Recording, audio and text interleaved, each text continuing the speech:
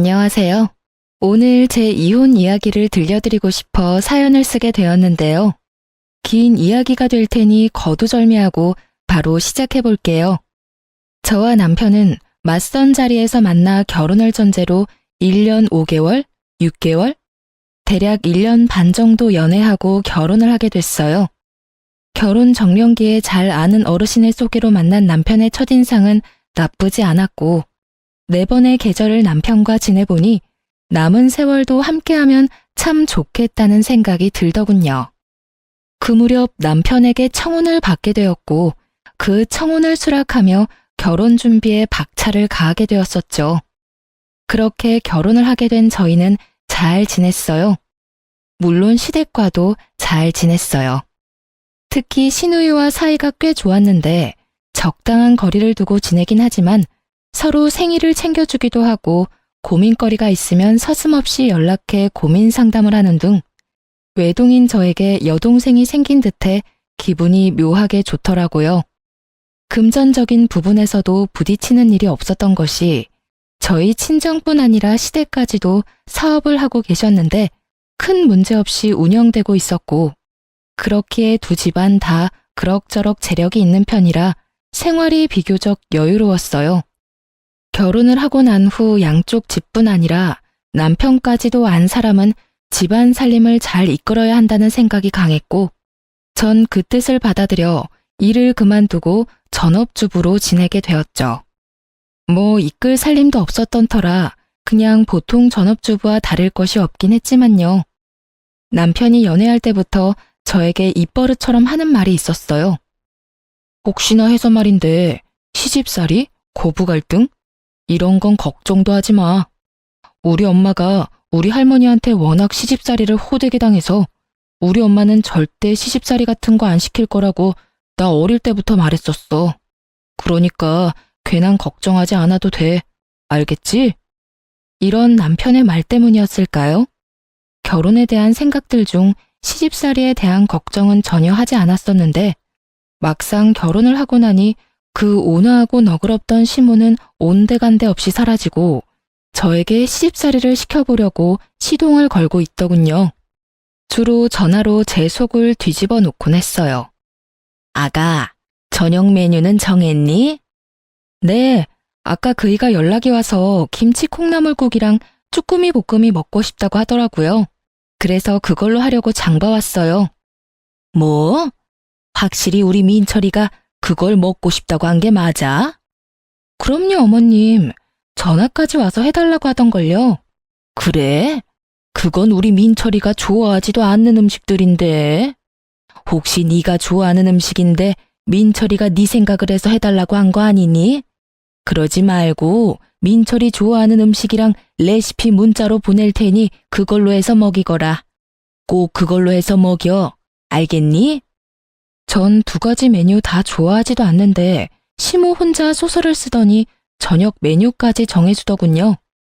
전 알겠다고 말만 하고 남편이 먹고 싶다던 메뉴들로 저녁을 차렸고, 남편은 엄지척까지 해보며 아주 만족스러운 식사를 마칠 수 있었죠. 그 뒤로도 이따금씩 저녁 메뉴에 대한 간섭은 이어졌고, 전 기계적인 대답만 할 뿐 제가 정해놓은 대로 하곤 했습니다. 거기까진 참을만 했는데 메뉴 간섭은 시작일 뿐이었어요. 저를 정말 미치게 했던 건 바로 시댁 모임이 있는 날이었는데 그날엔 어김없이 시모에게 영상통화가 걸려왔어요. 아가, 오늘 입을 옷 정했니? 정했으면 어디 한번 보여주거라. 이렇게 시작된 시모의 간섭은 제 옷장에 있는 옷이란 옷을 다 꺼내 수십 벌 옷 중 가장 마음에 드는 옷을 결정하고서야 끝이 나곤 했어요. 언제나 그 끝은 제가 원래 입고 가려던 옷에서 크게 벗어나지 않았고, 그때마다 시모는 늘 이렇게 말하더군요. 이게 다 널 위해서야. 가족 모임날 다른 어른들도 많이 오시는데 괜히 차림 때문에 트집 잡히면 너만 기분 상할 거 아니니? 그러니 나쁘게 생각하지 말고 좋게 생각해 주려무나. 어떻게 생각해야 이 선 넘는 간섭과 시집살이가 좋게 생각될 수 있는지 저는 도무지 알 수 없었지만 일단 알겠다고 하며 이건 아니라는 생각이 강하게 들 쯤이었어요. 시모의 생일날이 되었고 이번 생일은 시댁에서 하게 되었다며 연락이 왔더군요. 언니, 이번 생신은 그냥 집에서 하기로 했어요. 다 같이 모여서 그냥 밥이나 먹기로 했으니까 언니는 그렇게 알고 오빠랑 저녁 시간 맞춰서 오면 돼요. 네? 일찍 가서 저녁 준비해야죠. 아니에요. 이번 생신상은 제가 처음부터 끝까지 혼자 다 준비할 거예요. 그러니까 그런 줄 알고 시간 딱 맞춰서 와서 밥만 먹고 가요.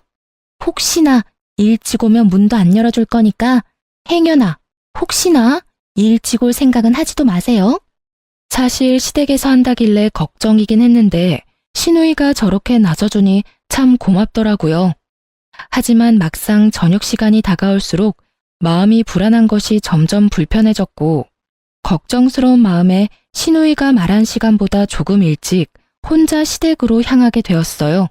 시댁에 들어서니 시누이는 이럴 줄 알고 자신이 더 빨리 음식 준비를 시작했다고 하며 도울 것이 없으니 쉬라고 하더라고요. 주방을 살펴보니 시누이 말대로 음식은 마무리 단계였고 뒷정리라도 도울까 하는 마음에 팔을 걷어붙이고 나섰지만 그마저도 시누이가 득달같이 막는 바람에 할 수가 없었어요. 에이, 언니. 다 된 밥상에 숟가락 얹을 생각하지 말고 얼른 소파에 가서 쉬어요. 이거 전부 내 손으로 차렸다고 자랑하려고 하는데 이제 와서 언니가 도우면 혼자 한 게 아닌 게 되잖아요. 뒷정리만 할게요, 아가씨. 딱 뒷정리까지만요. 뒷정리든 앞정리든 혼자 다 할 거니까 나중에 상 차릴 때나 도와주세요. 이렇게 말한 아가씨는 저를 끌어다 소파에 강제적으로 앉혀버렸고 그렇게 전 감사하지만 마음은 불편한 휴식을 취하게 되었죠. 그렇게 몸은 소파에 귀는 주방에 둔 채 휴식 아닌 휴식을 취하고 있는데 외출해서 돌아온 시모가 집안 상황을 살피더니 저를 나무라기 시작하더군요. 아가, 아무리 요즘 시댁이 예전과는 다르다고 해도 이건 아니지. 어떻게 시누이는 주방에서 죽어라 일하고 며느리는 소파에서 편히 쉴 수가 있니? 이렇게 말하며 저를 혼내는데 이해가 되면서도 이렇게까지 화낼 일인가 싶은 오묘한 감정이 들어 말이 나오지 않더라고요. 또 제 입장에선 무어라 말을 꺼내는 것도 참 애매하기도 했고요. 그런 제 마음을 알았는지 시모의 소리를 들은 시누이가 손에 묻은 물도 제대로 닦지 않은 채 뛰어나오더라고요. 엄마 그만! 언니 혼내지 마. 언니는 같이 할 거라고 일찍 왔는데 내가 혼자 한다고 우겨서 언니도 벌 서고 있는 중이었어. 그러니까 언니한테 뭐라고 할 것도 없어. 시누이는 있는 사실 그대로 말하며 제 편을 들어주었고 그쯤 했으면 시모도 이해하겠지 싶었는데 시모 생각은 그렇지 않은 것 같더라고요. 아니 아무리 그렇다고 한들 너 혼자 소파에 앉아서 편히 쉬는 게 말이나 되니? 난 정말 이해가 안 된다. 시모는 점점 열을 올려갔고 그런 시모의 태도가 시누이 역시 이해가 되지 않는지 시누이가 시모의 말을 받아치더라고요. 아니, 난 엄마가 이해가 안 되는데? 뭐라고? 내가 뭘 어쨌다고 이해가 안 된다는 거니? 그렇잖아. 엄마 생신상 딸이 챙기는 게 당연한 거지. 며느리가 차리는 게 당연한 거야? 엄마, 엄연히 며느리는 피 한 방울 안 섞인 남이고 난 엄마 배 아파서 낳은 엄마 자식이야. 그런 자식이 엄마 생일 때 낳아주셔서 감사합니다 하는 마음으로 엄마 생신상 혼자 정성껏 차려주겠다는데 이게 이렇게까지 화낼 일이야? 가끔 시누이와 연락을 주고받으며 참 똑부러지는 사람이다 싶었는데 이날 보니 말도 참 똑부러지게 잘하더라고요. 시모는 시누이의 말에 할 말이 없었는지 말 한마디 하지 않은 저를 노려보고선 방으로 들어가 버리더군요. 전 딱히 잘못한 것도 없이 아주 불편한 마음이 들었고 이내 상을 차리기 시작했습니다.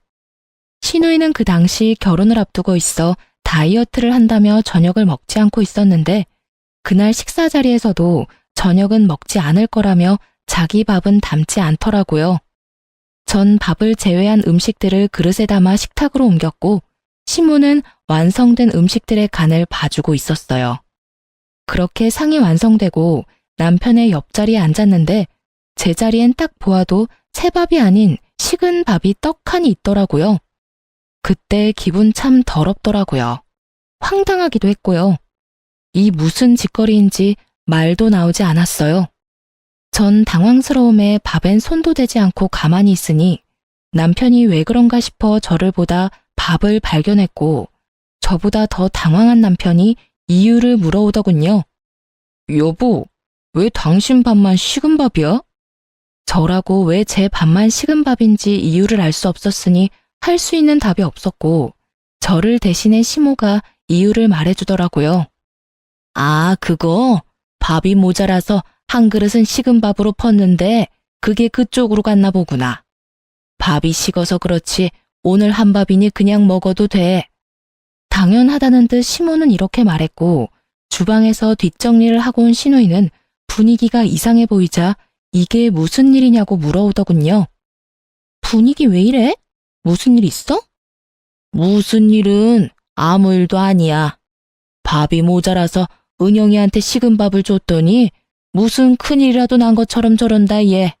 상한 것도 아니고 그냥 식은 밥일 뿐이니까 신경 쓰지 말고 넌 앉아서 밥이나 먹어. 무슨 일은? 아무 일도 아니야. 밥이 모자라서 은영이한테 식은 밥을 줬더니 무슨 큰일이라도 난 것처럼 저런다 얘. 상한 것도 아니고 그냥 식은 밥일 뿐이니까 신경 쓰지 말고 넌 앉아서 밥이나 먹어. 시모의 말에 신우이의 표정은 점점 굳어져 갔고 시모의 말이 끝나자마자 자신의 자리에 놓인 밥그릇과 제 밥그릇을 바꿔놓더니 화를 내기 시작하더군요. 엄마, 진짜 왜 그래? 나 다이어트 한다고 저녁 안 먹는 건 몰라? 아유, 깜짝이야. 깜빡했어, 얘. 그렇다고 넌 엄마한테 화를 내고 그러니? 아니, 깜빡했다고 한들 밥도 넉넉히 해서 밥솥에 밥 많이 남았던데 왜 언니한테 식은 밥을 줘? 그거야 먹다 보면 네 아빠나 오빠가 밥이 모자랄 수도 있으니 그랬지. 밖에 나가서 힘들게 일하는 사람들인데 찬밥 먹일 수 있어? 따뜻한 밥 먹여야지. 전 어이가 없었고 저보다 시누이가 더 어이가 없다는 말투로 두 남자에게 밥이 모자라냐고 물었고 두 사람은 지금도 충분히 많다는 대답을 내놓았죠. 원하는 대답을 들은 시누이는 시모를 쏘아보며 이렇게 말하더라고요. 이제 됐지? 내가 걱정이다 걱정이야. 혹시나 엄마 같은 시어머니 만날까 봐서 말이야. 뭐? 너 무슨 말을 그렇게 해? 나 같은 시엄마가 어때서? 몰라서 물어? 나 지금 엄마 때문에 결혼까지 망설여져. 혹시나 시집 갔는데 시어머니가 나한테 이런 차별 대우를 한다. 난 사랑이고 나발이고 당장 이혼하고 돌아올 것 같은데 그래도 되지? 먹는 거로 차별하는 건 해도 너무 치사하잖아. 말 같지도 않은 말 하지도 말고 얼른 밥이나 먹자. 시부의 말에 시누이의 말이 끊기긴 했지만 정말 속이 다 시원하더라고요. 이런 제 마음과는 달리 시모는 기분이 확 상해버렸는지 붉어진 얼굴을 하고 방으로 들어가려는 듯 엉덩이를 들썩거렸지만 시부가 인상을 쓰며 쳐다보자 다시 자리에 앉아 밥을 먹기 시작하더군요. 그렇게 아슬아슬하던 식사가 끝나고 일상으로 돌아왔지만 좋기만 했던 부부 사이는 나빠지고 있었어요. 남편은 시모의 생일날 식은 밥을 대하던 제 태도를 탓하고 들었고 저 역시 가만히 있진 않았거든요. 국가 식은 밥 좀 먹는 게 어떻다고 어머니 생일날 분위기를 그렇게까지 만들어야 했어? 뭐? 난 한마디도 하지 않고 거기 앉아서 그저 숨만 쉬고 있었는데 상황이 그렇게 된 걸 나한테 따지고 드는 거야? 기가 막혀서 정말. 아니, 애초에 그딴 행동을 한 어머님이 잘못된 거 아니야? 난 정말 이유를 알 수 없어서 물어보는 건데 어머님, 왜 나 미워해? 어머니가 당신을 왜 미워해? 그러면 좋아서 식은 밥을 줬다고? 어머님은 나한테 따뜻한 밥 한 공기 주는 것도 싫을 만큼 나 미워하고 있어.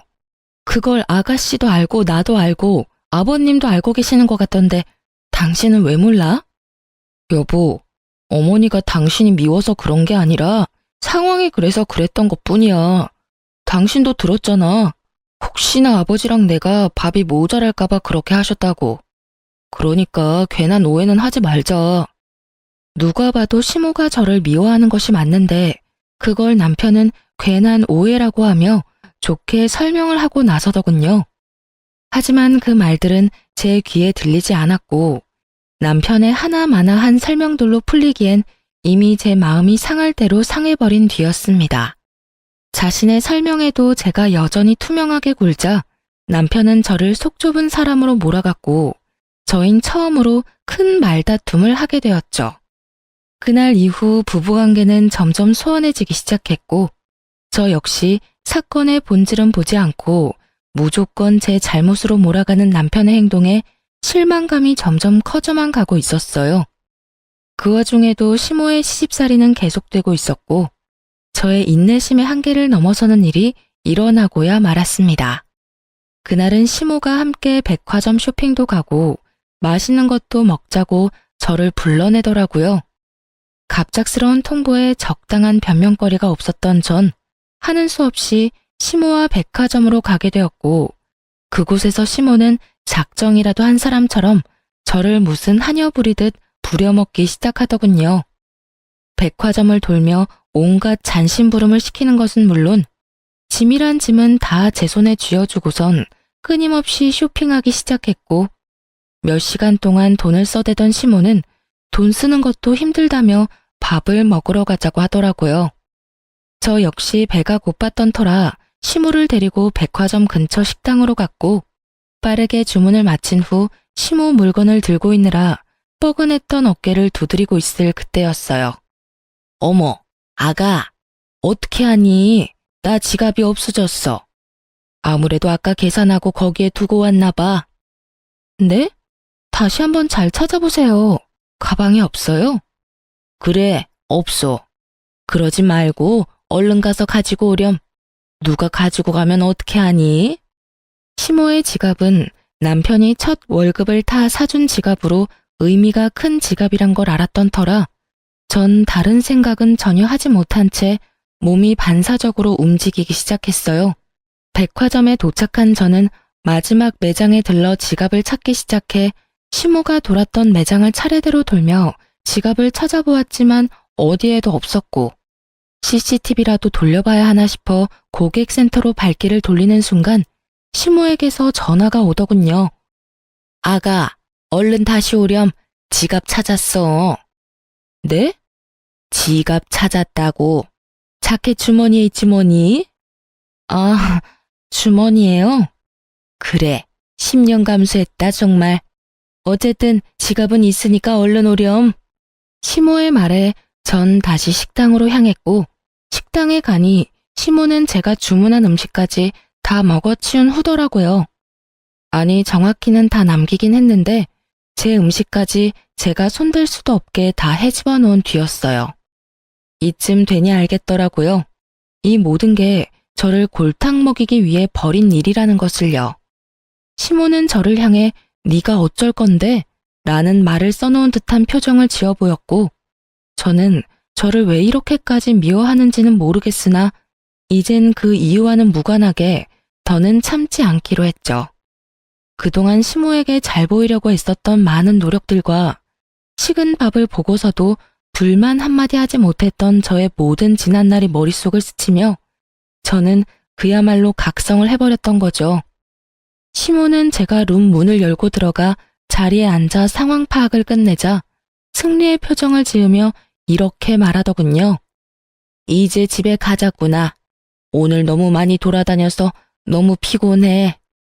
그러든가 말든가. 전 시모의 말을 다 무시한 채 배를 눌러 주문을 다시 했고 그런 저의 태도에 시모는 언성을 높이기 시작하더라고요. 너 지금 이게 무슨 짓이니? 내가 집으로 가자고 하는 말 못 들었어? 보면 모르세요? 밥 시키잖아요. 참나, 어른이 식사를 다 하고 일어나면 당연히 너도 따라 일어나는 게 예의야. 넌 이런 기본적인 것도 못 배웠니? 제가요, 하루 종일 어머님 수발 들며 쫓아다니느라 쫄쫄 굶었더니 배가 너무 고파서 눈에 뵈는 게 없어요.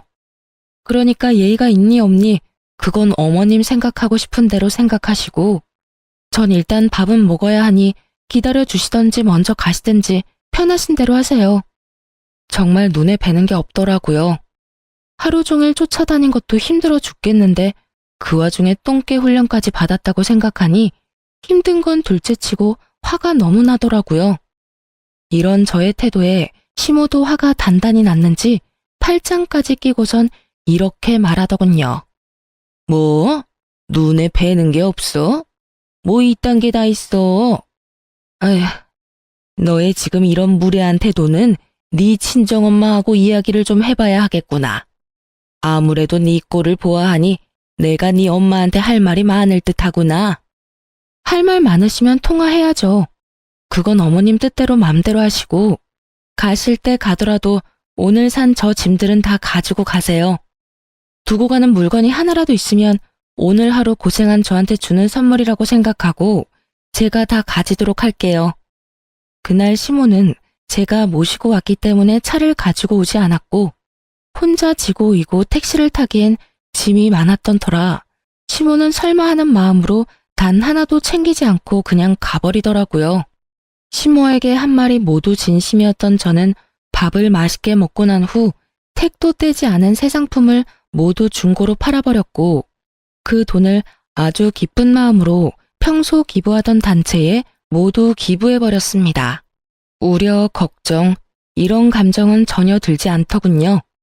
이미 저의 인내심은 한계선을 넘어버렸고 더는 어른 대접을 해줄 필요도 없다는 것이 제 생각이었으니까요. 그날 밤 소파에 앉아 콧노래를 부르며 TV를 보고 있는데 퇴근을 하고 돌아온 남편이 시모에게 오늘 있었던 일을 전해 들은 것인지 저에게 노발대발 화를 내기 시작하더군요. 당신 정말 왜 그러는 거야? 도대체 어머니랑 왜 그렇게 자꾸 부딪히는 거냐고.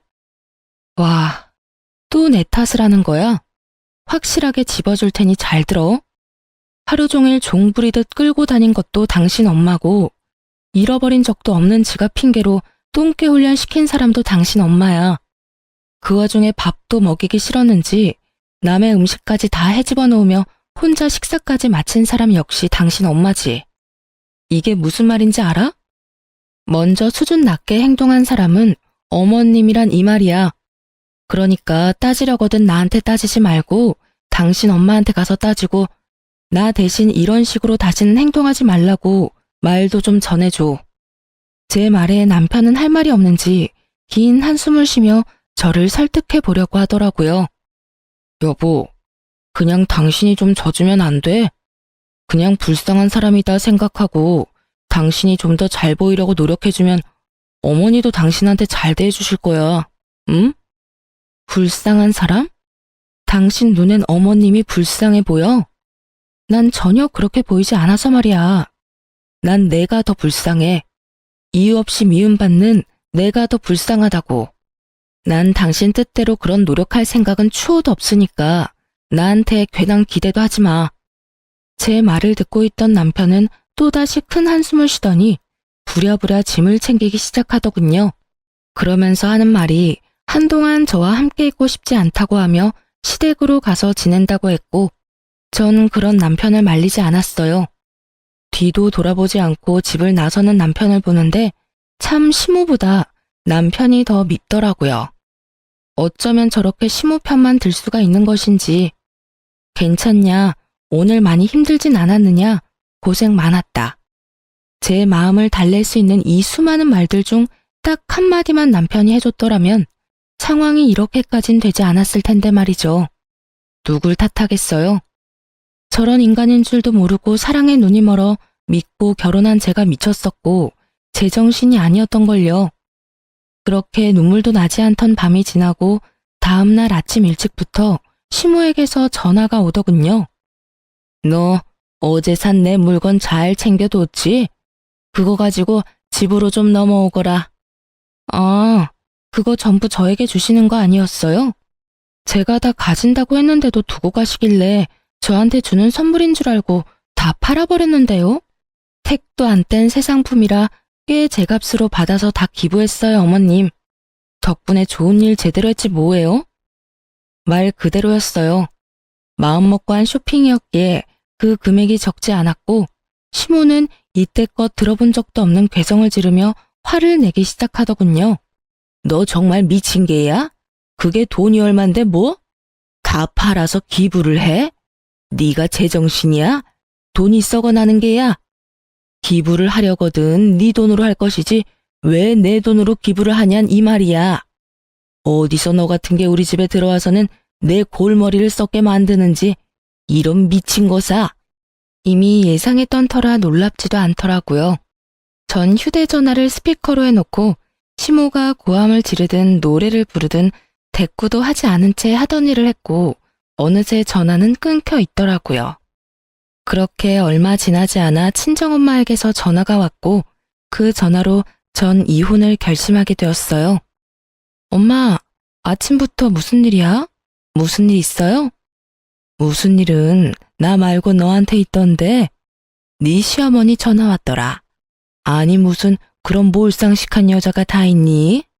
이 아침에 사돈댁에 전화해서 다짜고짜 네 욕을 하기 시작하는데 대충 들어봐도 네 잘못은 하나도 없던데 그 여잔 뭐가 그렇게 불만이 많던지 내가 진짜 기가 막혀서. 어머님이 엄마한테까지 연락했단 말이야? 그것도 이 아침에? 그래. 아유, 다 됐고 내가 지금 너 데리러 갈 테니 준비나 하고 있어. 나보고 너 데리고 당장 네 시댁으로 오라고 하더구나. 무슨 말을 하려고 그러는지 내가 직접 가서 들어봐야겠어. 엄마, 일단 진정 좀 해. 내가 지금 진정하게 생겼어? 그 어렵다는 사돈한테도 이따위로 구는데 너한테는 어떻게 했겠어? 내가 지금 손이 다 떨려온다고. 엄마, 일단 진정 좀 하고 기다리고 있어. 내가 다 생각이 있어서 그래. 내가 알아서 해볼 테니까 조금만 진정하고 기다려줘요, 응? 아휴, 일단 알겠는데 다시 한번 이런 말 들리면 가만히 있지 않을 거니까 확실하게 마무리 지어. 도저히 안 될 것 같으면 이혼해. 어디 남의 집 귀한 딸 데리고 가서 2년 전년 욕짓거리냐고. 어쨌든 넌 잘못한 거 하나도 없으니까 괜히 기죽지 마. 알겠어? 네, 알겠어요. 들어보니 정신 나간 시모는 친정엄마에게 2년 전년 하며 욕까지 한 모양이더군요. 아무리 머리끝까지 화가 났다고 해도 사돈한테 자식 욕을 하는 건 좀 아니지 않나요? 그 순간 전 이혼을 확신하게 되었고 그간 수없이 연락을 드릴까 말까 고민했던 사람에게 전화를 걸어 시댁으로 와달라고 부탁을 드리곤 시간을 맞춰 시댁으로 향했어요. 시댁에 도착하니 제가 부른 사람을 포함해 시댁 식구들이 다 모여 있더군요. 제가 시댁으로 와달라고 부탁까지 한 사람은 다름 아닌 시모의 시모, 즉 시할머님이었고 시조모를 중심으로 오른쪽엔 시부와 시누이가 서 있었고 시모와 남편은 시조모의 발 아래 무릎을 꿇고 앉아 있더라고요. 저는 천천히 시댁으로 들어갔고 저를 발견한 시할머님은 자신의 옆에 저를 앉히더니 따스하게 절 보듬어 주시더군요. 아가, 오는 길에 네 엄마한테 이야기 다 들었다. 그런 일이 있었으면 진작이 할미한테 연락을 했어야지. 왜 그걸 다 참고 살았노? 고생 많았다. 고생 많았어. 사실은 저의 외할머니와 시할머님은 어릴 때부터 친구 사이였어요. 시할머님은 제 친정 식구들과도 가깝게 지내왔었는데 평소 저를 남다른 애정으로 예뻐해 주시던 시할머니께서 자신의 손주였던 남편과의 맞선을 주선해 주셨던 것이었어요. 저희 결혼과 동시에 시조모는 저의 할머니와 함께 고향으로 내려가 지내며 일체 시댁 일엔 간섭을 하지 않고 계셨는데 엄마를 통해 지금 이 모든 상황을 전해 듣게 되신 거죠. 저의 손을 꽉 잡은 시조모는 득달같이 시모를 잡기 시작하셨고 그 뻔뻔스럽도록 당당하던 시모는 목이 부러져라 고개를 숙이고 있더군요. 내가 널 이래서 싫어했던 게야. 그리 내가 그 못된 성정을 버리라고 했거늘 아직도 그 벌은 못 고친 게야? 이렇게 시작된 시조모의 말은 정말 충격적이더군요. 너 시집 온 그날부터 네 아랫사람들한테 뭐라고 하고 다녔는지 내가 다 알고 있다. 네 손아랫사람 무시하는 건 물론이고 더럽고 굳은 일은 다 시켜먹고 그것만 해도 기가 막히는데 뭐? 내가 죽으면 이 재산 다 네 남편 몫이니 알아서 기라고? 내가 이 모든 걸 몰라서 가만둔 줄 알아? 진작 이혼시켜버리고 싶은 걸 결혼한 지 얼마 되지도 않았고 뱃속에 민철이가 들어앉았다고 해서 참고 또 참았다. 데리고 살면서 인간 만들면 인간 구실은 하겠지 하면서 또 참았단 말이다. 애들 크면서 눈빛에 도끼도 좀 빠지고 제법 말도 가려서 하는 것 같아 좀 풀어줬더니 또 사고를 치는구나. 또 언행을 그따위로 하고 다녔어. 나이도 들 만큼 들었으니 이젠 사람 될 거라고 했던 내 실수였지.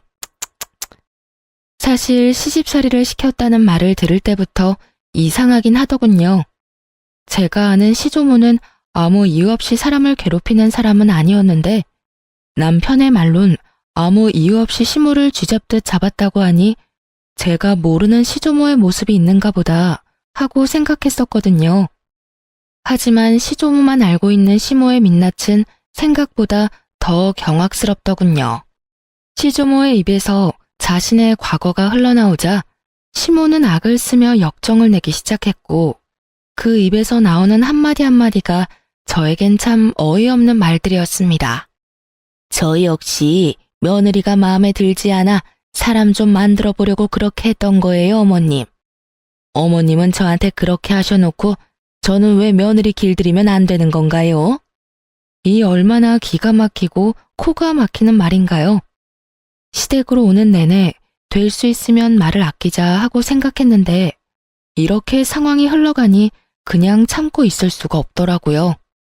어머님, 전 아무리 생각해도 어머님께 큰 잘못한 것이 없는데 저의 어떤 점이 그리도 미우셨어요? 제가 뭘 그렇게 잘못했길래 절 길들이려고까지 했는지 정말 궁금하네요. 저요, 어머님이 저한테 적대적으로 대하기 전엔 전화도 자주 드리고 살갑게 굴며 어머님의 말도 안 되는 트집에도 다 맞춰드리려고 노력했었어요. 그런데 그런 제 노력에도 어머님은 그저 저를 미워만 하셨었잖아요. 제 말에 어머님은 아무런 말도 하지 못하고 있더군요. 당연한 일이었어요. 백화점 사건이 있기 전까지 전 시모에게 잘하려고 애썼고 시모의 말도 안 되는 시집살이에도 이렇다 할 말대답 한 번 한 적이 없었으니까요. 아무리 머리를 짜내어 봐도 할 말이 없던 시모는 입을 꾹 다문 채 저를 노려보더군요. 그런 시모의 행동에 서름이 터져버린 저는 그간 시모의 행동을 하나하나 다 읊어주었죠.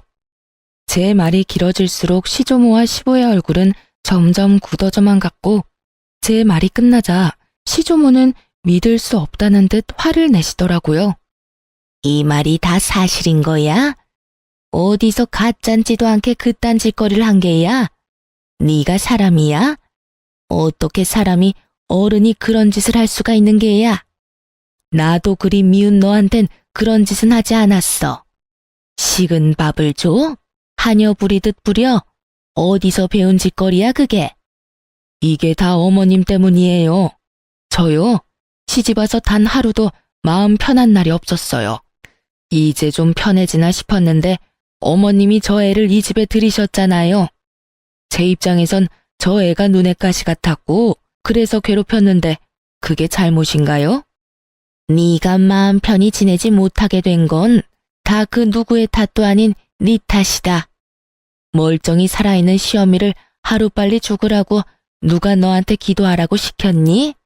그리고 너보다 아랫사람들을 그리 심하게 괴롭히라고 누가 너한테 시켰니? 다 네 심보가 네 팔자를 꼰 것인데 누구 탓을 하는 게야? 그건 실수였어요. 그땐 저도 어렸고 뭘 몰라서 그런 언행을 했던 거라고요. 그냥 실수라고 생각하고 용서해 줄 수도 있는 거잖아요. 언제적 실수를 이날 이때껏 마음에 품고 저를 괴롭히시냐고요. 이렇게 말한 시모는 눈물을 쏟아냈고 저는 그런 시모가 어이가 없더라고요. 그리 잘하는 사람이 아무 잘못도 없는 저를 그리 미워했다고 생각하니 화가 나기도 했고요. 그럼 어머님은 그런 이유로 절 괴롭히신 거예요? 제가 할머님과 오래 알고 지낸 사이란 이유 때문에요? 그게 더 말이 안 된다고 생각하진 않으세요? 아니, 그리고 그게 이유가 된다고 한들 어머니 말대로 그게 언제적 이야기인데 저를 괴롭히세요. 왜 친정엄마한테까지 전화해서 2년 전년 제 욕까지 하셨냐고요? 저의 분노는 극에 달해버렸고 시모 역시 악에 바친 듯 저에 대한 불만들을 쏟아내더군요. 난 네가 이래서 싫었다. 네 행동, 생김새, 말투 모든 게 다 싫었다고. 특히 네 그 건방짐이 제일 싫었다. 날 깔보는 듯한 그 눈빛에서 나오는 그 건방짐이 미친 듯이 싫었다고. 정말 미쳐버린 것이 아닌가 하는 생각이 다 들더라고요.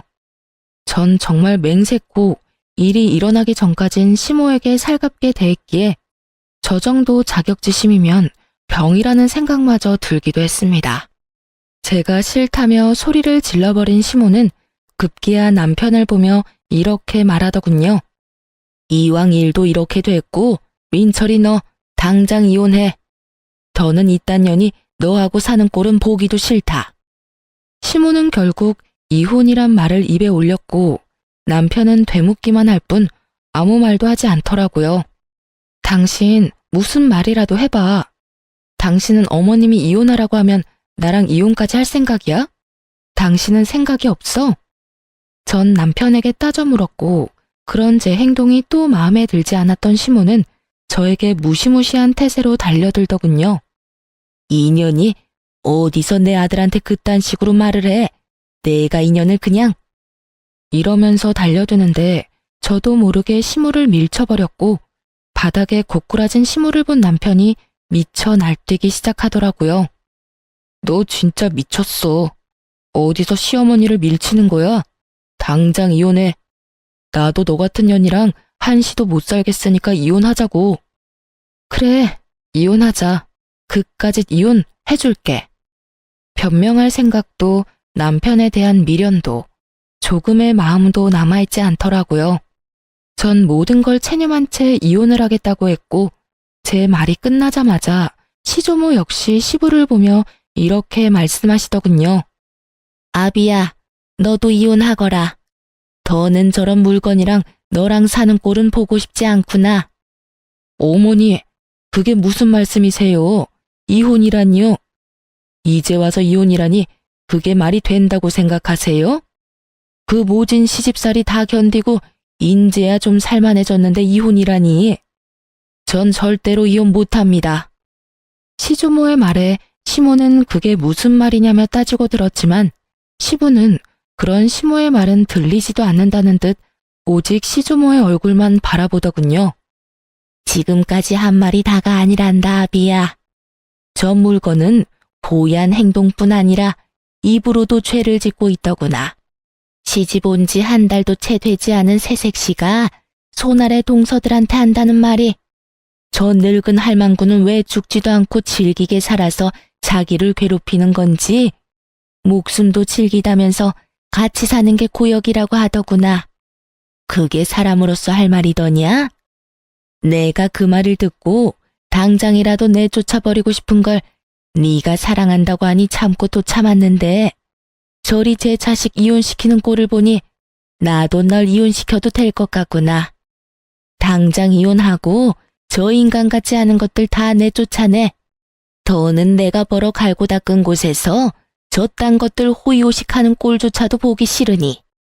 이미 시모의 민낯을 알아버린 시부는 오만 정이 떨어지신 듯 그 자리에서 고민도 없이 알겠다고 했고 시모와 남편은 그제야 다시 무릎을 꿇고 빌기 시작하더군요. 이렇게 쫓겨날 순 없어요, 어머님. 제가 더 잘할게요. 제가 더 노력할게요. 제가 다 고칠게요, 어머님. 할머니, 제발 한 번만 용서해 주세요. 저요, 이 사람이랑 이혼도 안 하고 이 사람 하늘처럼 떠받들고 살게요. 이미 늦은 일이니 더는 입 아프게 하지 말고 얼른 나가거라. 우리 민철이 이 집안의 대를 이을 하나뿐인 아들이라고요. 장손을 어떻게 내쫓을 수가 있으세요? 하나뿐인 아들? 요즘 세상이 어떤 세상인데 그런 말을 하는 겐지. 민정이 잘 보고 들었지?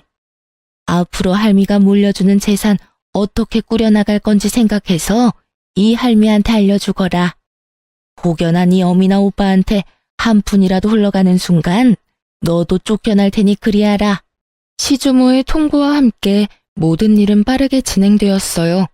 두 사람은 그 자리에서 맨몸으로 쫓겨나 버렸고 남편은 시부의 회사에서 마저 쫓겨나 실업자 신세가 되었죠.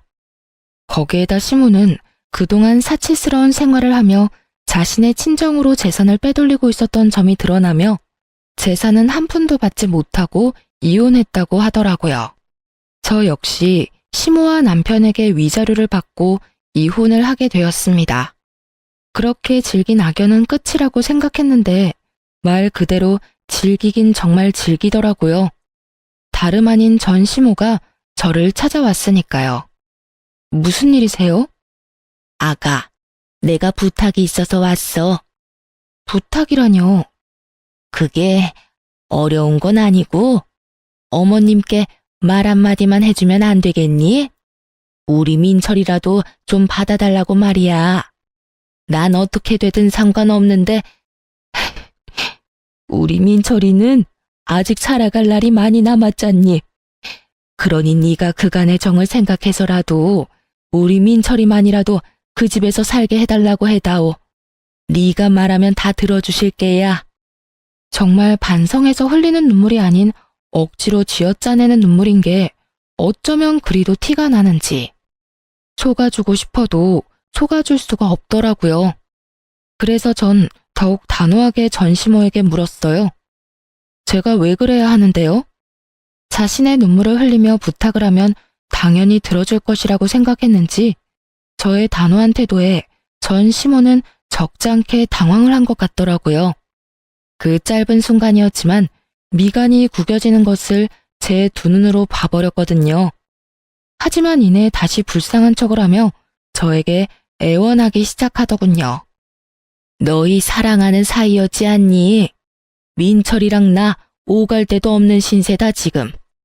민철이 이모한테라도 신세를 져볼까 하고 찾아갔는데 문도 열어주지 않고 연락도 받지 않아 갈 곳도 없는 신세라고.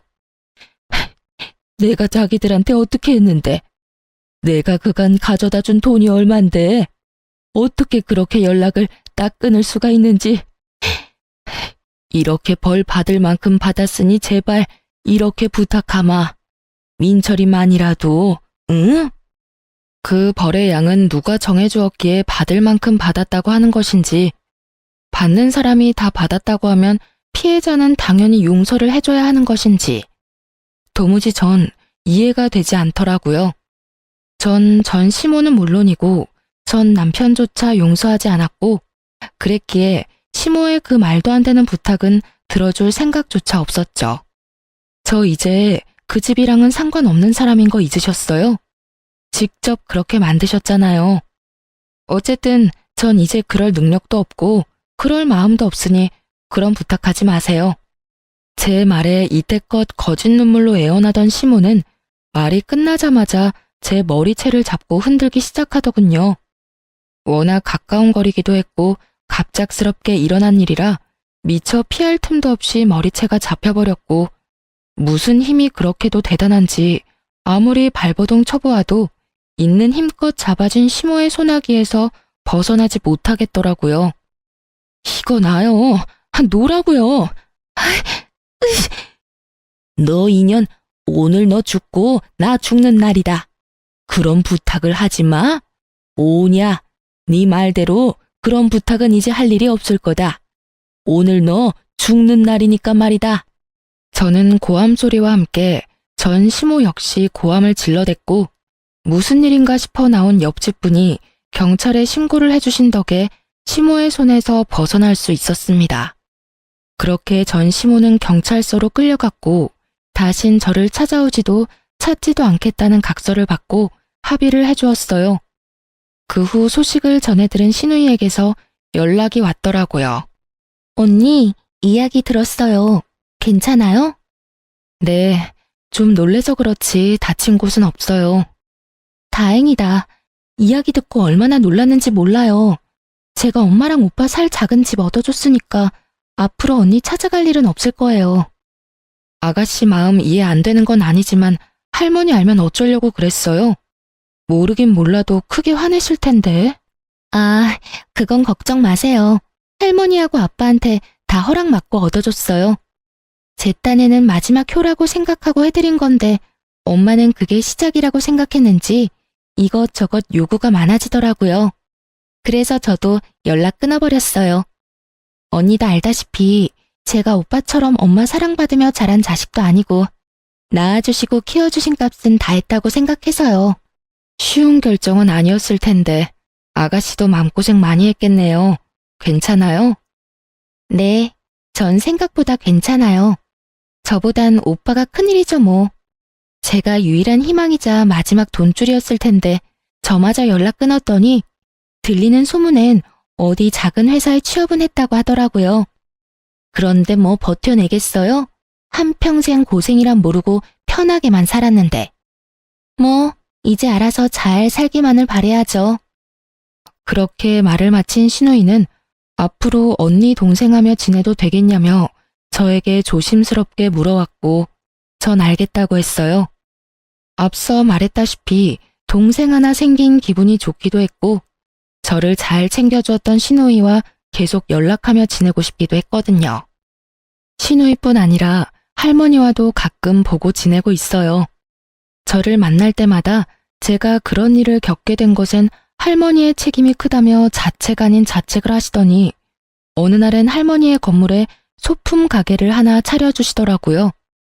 회사도 결혼한 후에 그만두고 무슨 일이라도 해야 아픔이 빨리 잊혀진다고요. 전 감사하게 가게를 받았고 잡생각도 버릴 겸 핸드메이드 제품도 만들어서 판매하고 있어요. 가끔 너무 쉽게 이혼을 한 것인가 싶은 순간도 있긴 하지만 더는 전 남편을 사랑하지 않았고 참고 더 살았다간 어떤 꼴을 보고 당하게 될지 모르는 일이니 후회는 하지 않으려고 해요. 요즘 전 옆 커피가게 사장님과 자주 왕래하며 지내고 있어요. 네, 여러분이 생각하시는 그런 관계로 지내는 거 맞습니다. 아침 저녁으로 커피를 사 먹으러 가다 보니 자연스럽게 가까워졌고 어느 날부턴 제가 제일 좋아하는 커피를 가지고 사장님이 직접 찾아오기 시작해서 시간을 자주 보내게 되었죠. 그 이후 사장님과 가끔 밖에서 밥을 먹기도 하고 술도 먹으며 서로 알아보는 단계를 거치고 있어요. 지금까지 지켜본 바론 성실하고 다정한 사람인 것 같아 좀 더 지켜보려고 합니다. 이혼을 할 당시엔 다신 남자는 없다고 생각하고 다짐했었는데 사람 일이란 게 정말 모르는 건가 봅니다. 이렇게 또 남자를 보며 좋은 사람이라고 느끼는 걸 보면 말이죠. 어쨌든 전 용기를 가지고 새롭게 시작해보려고 합니다. 그게 일이 되었든 사랑이 되었든 간에요. 이로써 저의 긴 사연도 끝이 났네요. 제 이야기를 끝까지 들어주셔서 감사합니다.